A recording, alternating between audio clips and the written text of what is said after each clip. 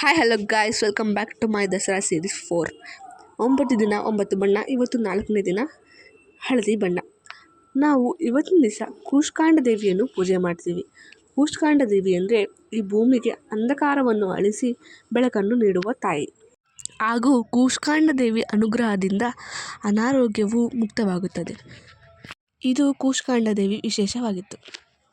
ಹಾಗೆಯೇ ನಾವು ಇವತ್ತು ಹಳದಿ ದಿನ ಅಂತ ಹೇಳಿ ಹಳದಿ ವಸ್ತ್ರವನ್ನು ಹಾಕಿ ದೇವಸ್ಥಾನಕ್ಕೆ ಬಂದ್ವಿ.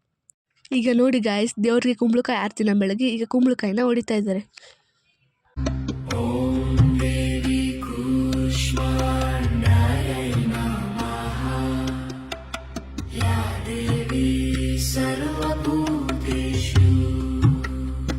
ಗೈಸ್, ಈಗ ನಮ್ಮನೆ ಪೂಜೆನ ನೋಡ್ಕೊಂಬನ್ನಿ.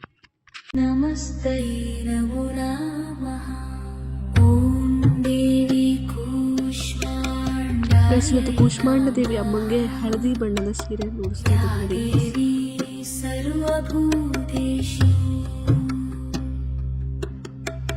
ಮಾಂ ಕೂಷ್ಮಾಂಡ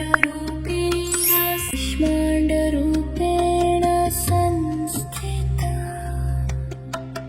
ನಮಸ್ತೆ ನಮಸ್ತೆ ನಮೋ.